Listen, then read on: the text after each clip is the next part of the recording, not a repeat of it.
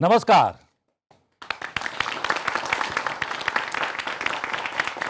आवाज देश की में आपका स्वागत है। मैं हूं प्रतिबिंब शर्मा। आवाज देश की में आज हम अंतर्राष्ट्रीय स्पेस स्टेशन से वापस लौटे शुभांशु शुक्ला की सफल अंतरिक्ष यात्रा को केंद्र में रखकर बात करेंगे भारत के अंतरिक्ष अभियानों की।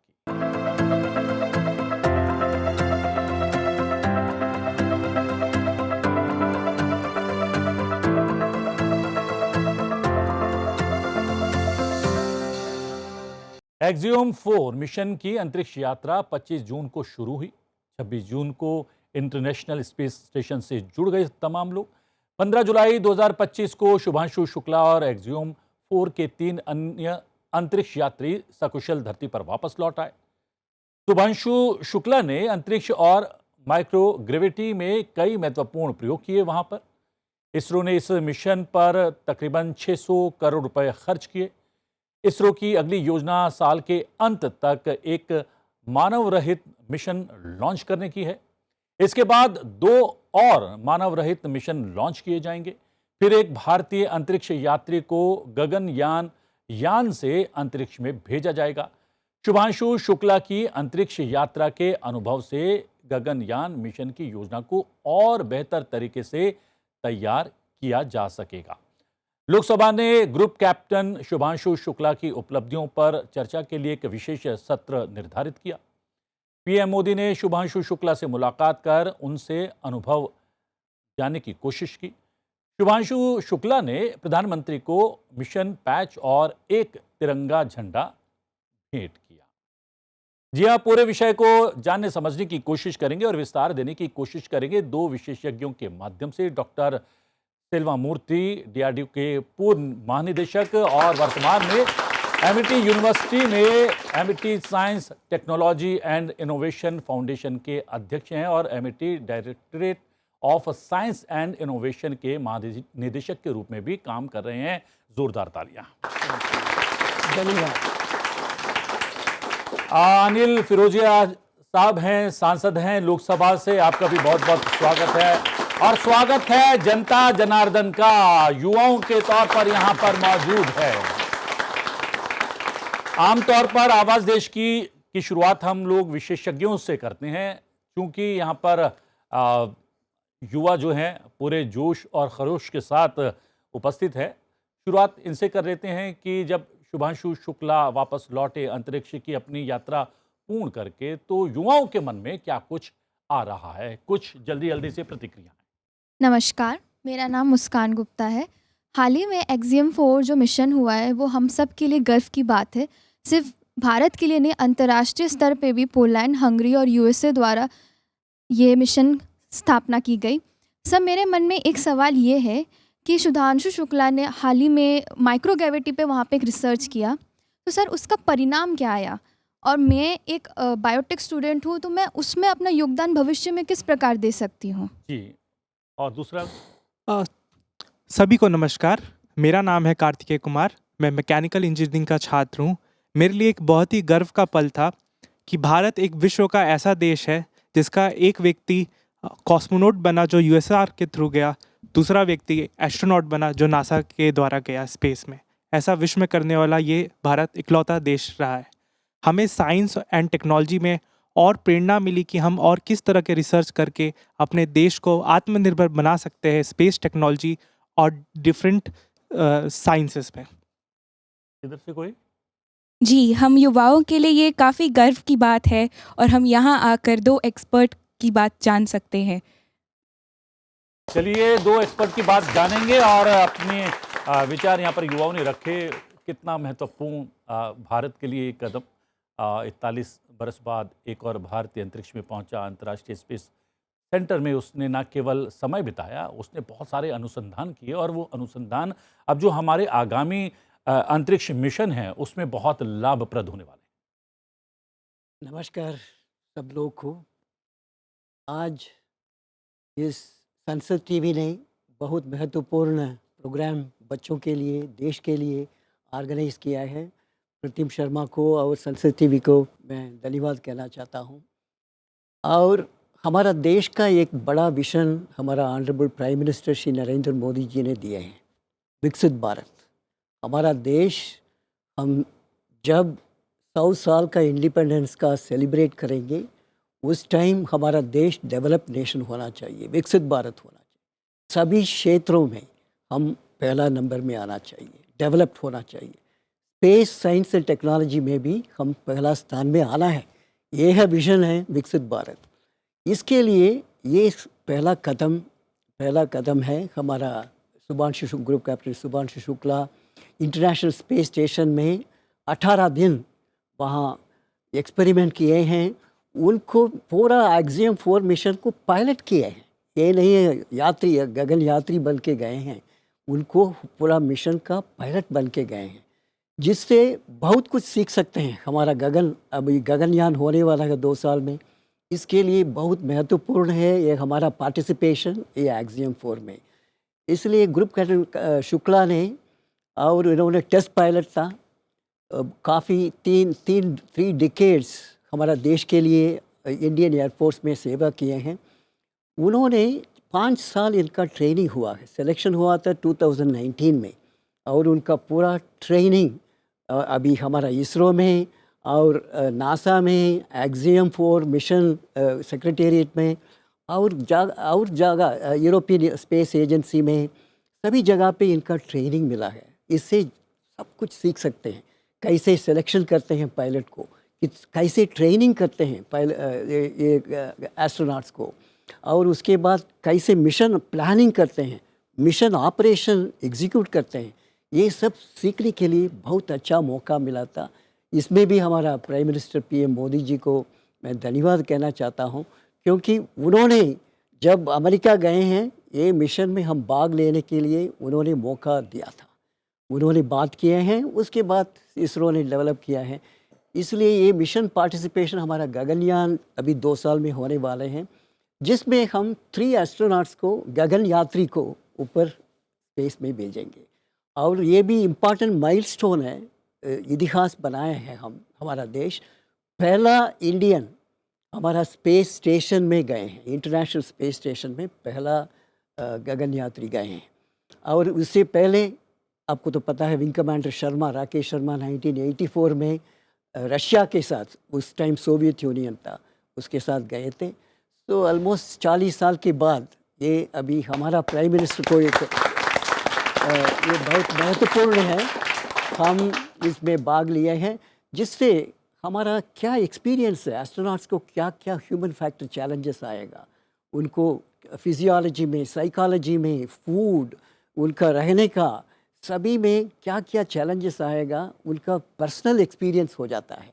उसको हम हमारा इसरो साइंटिस्ट को गगनयान प्लानिंग में बहुत बहुत महत्वपूर्ण महत्व मिलेगा। और अनिल जी, संसद ने संज्ञान लिया, और संज्ञान लेकर एक वृहद चर्चा जो है संसद के भीतर की अंतरिक्ष यात्रा से लौटे शुभांशु को लेकर, और अब अंतरिक्ष में जो हमारे अभियान हैं उनको लेकर, कितनी महत्वपूर्ण चर्चा?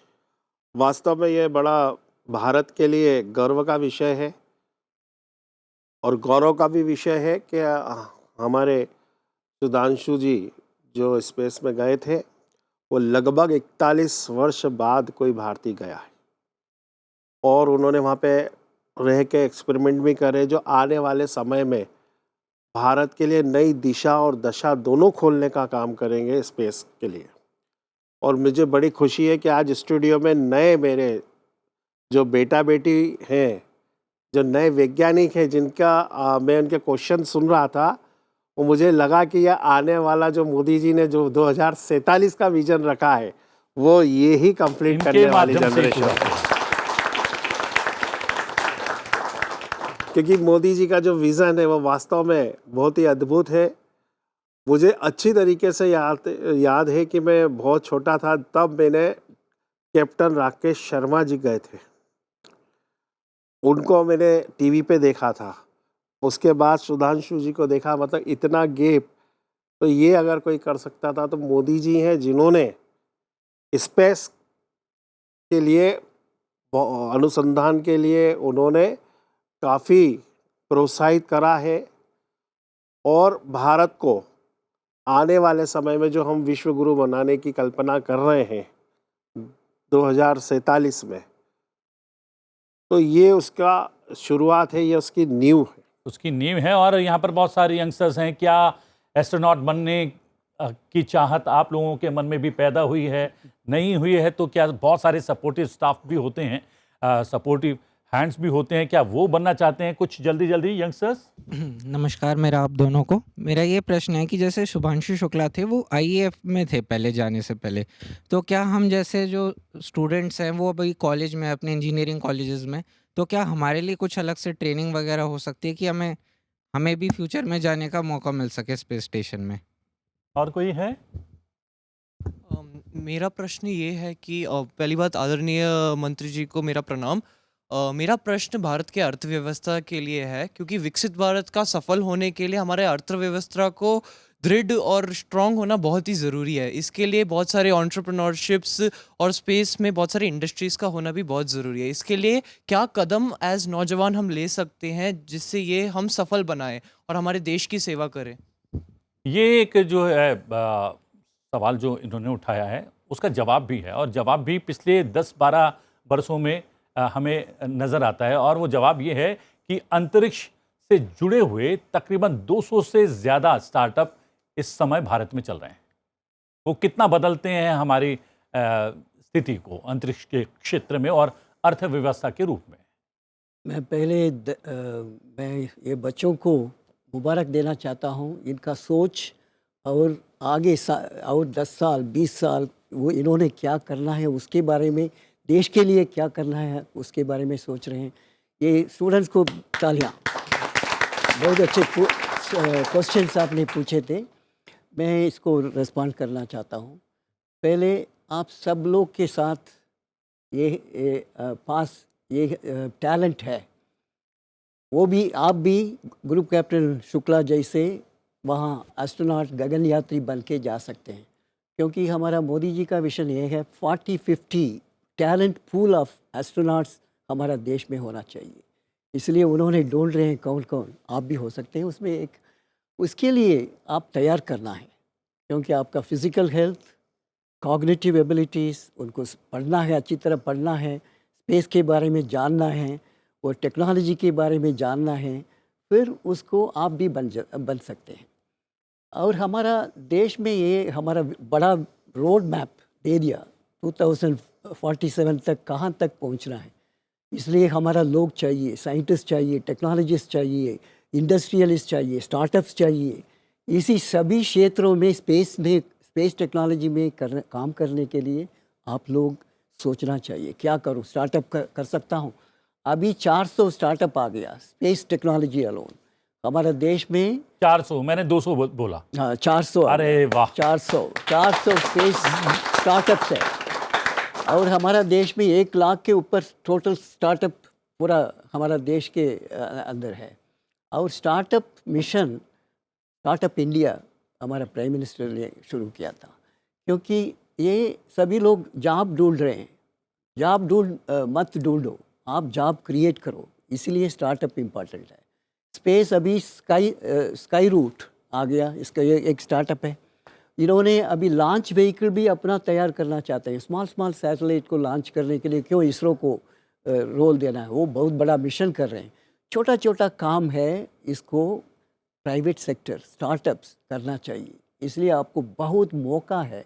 हमारा देश में स्पेस इकोनॉमी बहुत बड़ा है, जिसमें दुनिया का वर्ल्ड ग्लोबल स्पेस इकोनॉमी सिर्फ हम 2% अभी ऑक्यूपाई कर रहे हैं। हम सोच रहे हैं 10% होना चाहिए। इसलिए आप मेहनत करना है, स्टार्टअप बनाओ। इसमें काफ़ी सारे हैं, इतना कितना डेटा आता है सैटेलाइट से ग्राउंड स्टेशन को, रिमोट सेंसिंग इमेजेस फार्मर्स के लिए यूज़फुल हो सकता है। इसको ऐप्स में कन्वर्ट करो। इसमें प्रिसिशन एग्रीकल्चर, कैसे फार्मर्स को आप एडवाइस कर सकते हैं।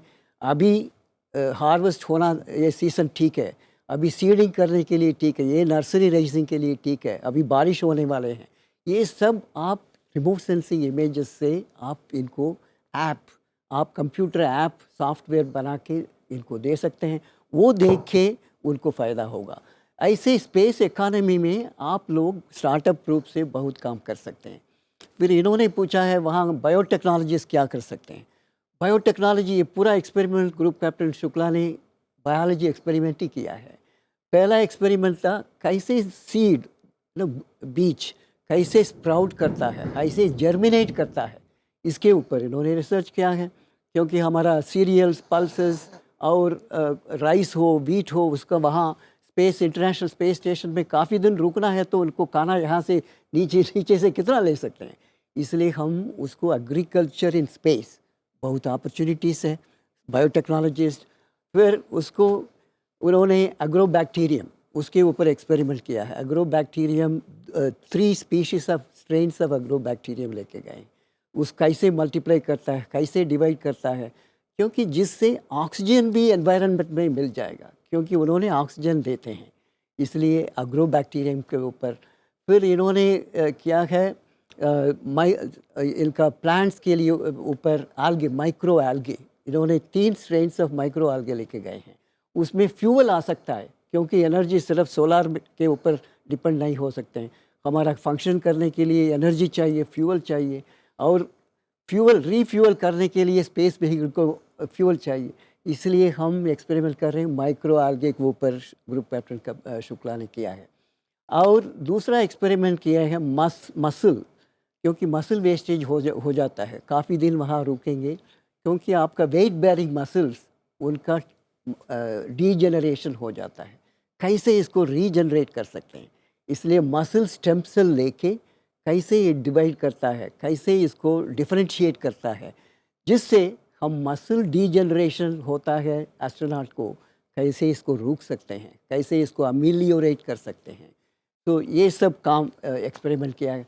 फिर इतना गैजेट्स है वहाँ पे ना, आप देखा होगा मिशन, आप टीवी में प्रोग्राम होल मिशन देखेंगे तो बहुत गैजेट्स है, कंप्यूटर है, डिस्प्लेस है, उसमें कॉग्निटिव एबिलिटी किस में रजिस्टर होता है, विजन फिक्सेशन, विजुअल फिक्सेशन किस में होता है, क्योंकि मैसेजेस उसमें लेना है। तो ये सब सीखने के लिए भी एक्सपेरिमेंट किया है। कंप्यूटर एस्ट्रोनॉट इंटरफेस कैसे होना चाहिए, क्योंकि फिर एस्ट्रोनॉट का मेंटल वर्कलोड को कम कर सकते हैं। ये सब बढ़िया एक्सपेरिमेंट किया है वहाँ पे। तो कितना अपॉर्चुनिटीज़ है, आप स्पेस सेक्टर में आएंगे तो काफ़ी एक्सपेरिमेंट कर सकते हैं, और स्पेस डिफेंस में भी आने वाला है। क्या बात है, डॉक्टर सेल्वा मूर्ति ने तो यहाँ पर पूरी क्लास लगा दी है और पूरे बारीकी से समझाया कि क्या कुछ वहाँ पर किया है शुभांशु शुक्ला जी ने। पिछले दिनों हम लोगों ने 5 बरस मनाए हैं नई शिक्षा नीति के। नई शिक्षा नीति में भी अनुसंधान को लेकर, रिसर्च को लेकर काफ़ी कुछ रखा गया है। क्या आपको लगता है कि हमारी नई शिक्षा नीति नए एस्ट्रोनॉट, नए वैज्ञानिक, नए अंतरिक्ष वैज्ञानिकों को कहीं ना कहीं जो है प्रशय देगी या जगह देगी, या उसके लिए स्कोप क्रिएट करेगी? बिल्कुल जगह भी देगी और स्कोप भी क्रिएट कर रहे हैं। और जैसा कि मूर्ति सर बता रहे थे कि स्पेस में, स्टार्टअप में बहुत ज़्यादा जो है, बहुत ज़्यादा ज़रूरत है। अभी 400 स्टार्टअप्स प्रारंभ हुए हैं, पूरे देश में 1 लाख हुए, लेकिन भारत कृषि प्रधान देश है। भारत की अर्थव्यवस्था, जैसे आप बोल रहे थे कि भारत की अर्थव्यवस्था अभी हम अगर देखें तो भारत तीसरी बड़ी अर्थव्यवस्था बनने जा रहा है मोदी जी के नेतृत्व में। और हमारी जो अर्थव्यवस्था आज भी 80% हमारे यहाँ कृषि प्रधान देश है, और 80% गांव में ही लोग रहते हैं और कृषि करते हैं। उसके लिए जैसे कि मूर्ति जी ने भी कहा कि अभी जो वहाँ पे अनुसंधान हुए हैं, जहाँ प्रयोग हुए हैं, वो उसी बेस पे हुए हैं। तो आने वाले समय में एक क्रांति जो है देश में आने वाली है, और उसके लिए अभी से ही हमने वो नींव रखना चालू कर दी है। क्योंकि हम रहे ना रहे, लेकिन देश आने वाले समय में किस दिशा और दशा की ओर चलेगा, और आने वाले समय में भारत विश्व गुरु कैसे होगा, उसकी तैयारी अभी से ही मोदी जी ने आगे का विज़न रखते हुए अभी से ही तैयारी प्रारंभ कर दी है, और बहुत स्पीड से हम उसमें काम कर रहे हैं। जी, और भविष्य के भारत का विजन क्या होगा, दिशा क्या होगी, वो दिशा तय करने वाले यंगस्टर्स यहाँ पर मौजूद हैं। कुछ यंगस्टर्स शेयर करना चाहेंगे अपनी बात? सर नमस्कार सर। सर हमने देखा है कि group captain Shubhanshu Shukla sir ने आईएसएस पे गया था फॉर 18 डेज़। तो हमारे देश की एक ऑब्जेक्टिव होगा कि एक स्पेस स्टेशन सेटअप करना इन द फ्यूचर। तो मेरी सवाल है कि ये भारतीय अंतरिक्ष स्टेशन सेटअप करने के लिए इंटरनेशनल कोलैबोरेशन चाहिए और टेक्नोलॉजी ट्रांसफ़र भी होता है। तो इसके साथ चैलेंजेस भी आएगा टेक्निकल जैसा।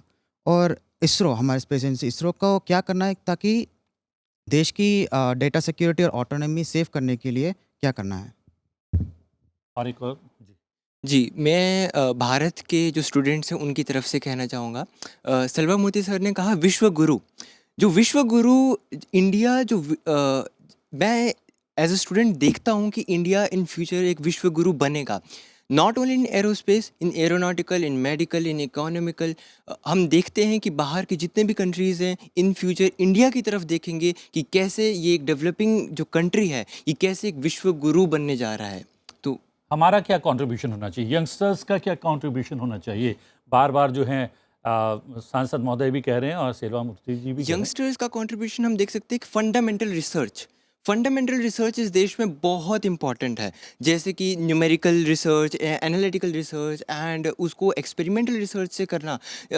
जैसे कि हम चंद्रयान मिशंस कर रहे हैं, गगनयान मिशंस कर रहे हैं, तो उनमें छोटी छोटी अगर कोई कमी आ रही है, हम फंडामेंटल रिसर्च करके उन कमियों को पूरा कर सकते हैं ताकि हमारे 100% मिशंस हमेशा पूरे हों। सेल्वा मूर्ति जी, हमारा आपने पहला हाँ। इनका रिप्लाई करूँगा।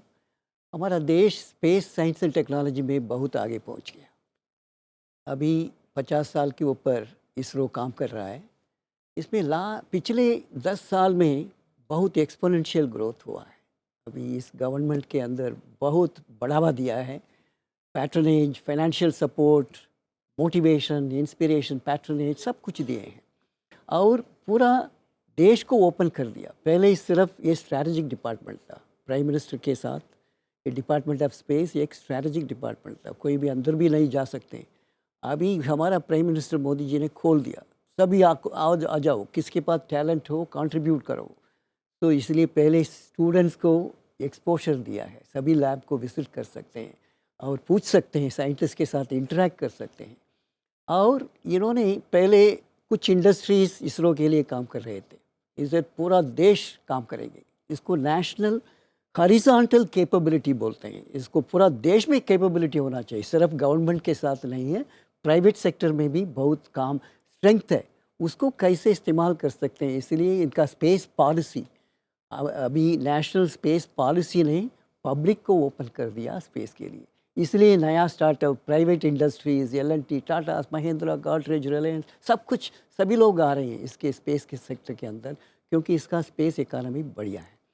और इसरो ने लॉन्च व्हीकल को पहले स्पेशलाइज किया है। बिफोर इंटरनेशनल स्पेस स्टेशन के लिए लॉन्च व्हीकल तो सामान लेके जाना है, SLV, ASLV, PSLV, GSLV, नव LMV, LVM, तो ये सब अभी तैयार कर लिया लॉन्च, क्योंकि यहाँ से नीचे से ज़मीन से स्पेस तक, अंतरिक्ष तक सामान को लेके जाना है, बिल्ड करने के लिए स्पेस स्टेशन को।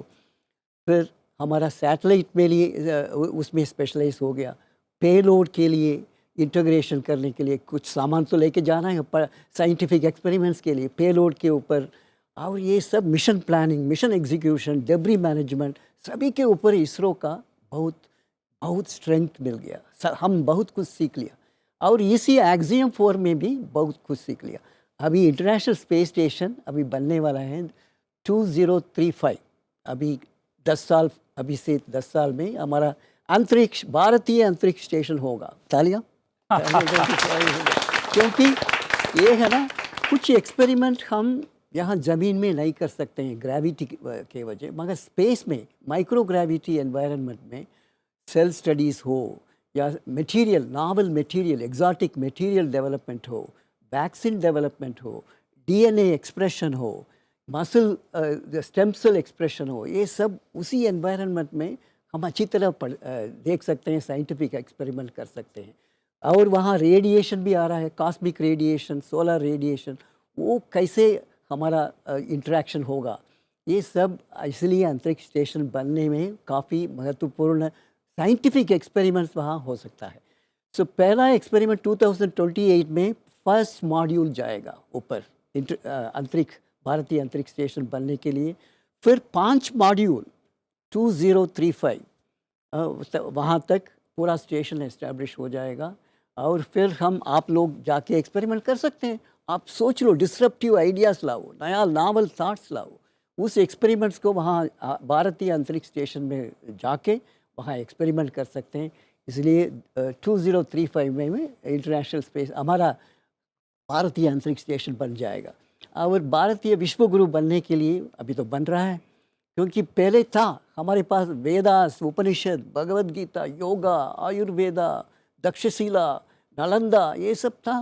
हमारा देश इकॉनमी भी उस $37 ट्रिलियन इकॉनमी था, हम वापस लाना है। आप लोग मिलके विकसित भारत में अभी 5 ट्रिलियन होने वाला है हमारा इकॉनमिक जीडीपी साइज, और हर साल $1 ट्रिलियन हमारा इकॉनमी ऐड करेंगे।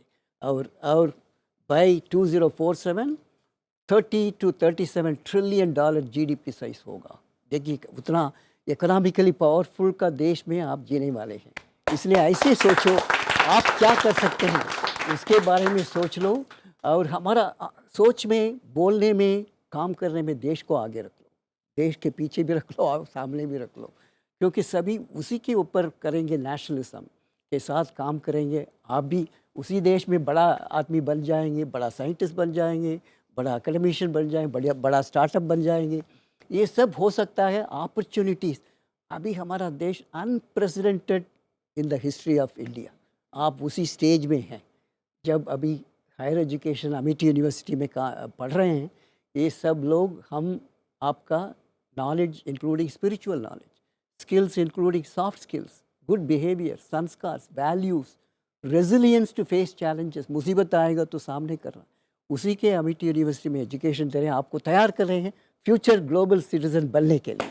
सबसे बड़ी बात यह है कि जिस देश में प्रधानमंत्री मोदी जैसे दूरदर्शी हों, जिस देश में आप जैसे वैज्ञानिक हों, और जिस देश में ऐसे उत्साही युवा हों, तो वो आने वाले समय में अंतरिक्ष में एक ऊंची छलांग लगाएगा, उड़ान भरेगा, और साथ ही साथ देश को विश्व गुरु भी बनाएगा। आप दोनों का बहुत बहुत धन्यवाद। सलवा मूर्ति जी, आपने हमेशा की तरह इसको विशिष्ट बना दिया, इस पूरे कार्यक्रम को। और अनिल फिरोजिया जी, आप आए और राजनीति में क्या कुछ हो रहा है इस विषय को लेकर भी आपने यहाँ पर प्रकाश डाला। और धन्यवाद यहाँ पर मौजूद युवाओं का, जनता जनार्दन बनकर, भारत की आवाज़ बनकर इस प्रोग्राम को बहुत ही महत्वपूर्ण बना दिया। आप तीनों का, आप सभी का बहुत बहुत धन्यवाद। आवाज़ देश की में आज के लिए इतना ही। आवाज़ देश की में आपसे फिर भेंट होगी एक नए विषय के साथ। फिलहाल मुझे आज्ञा दीजिए, लेकिन देखते रहिए संसद टीवी। नमस्कार।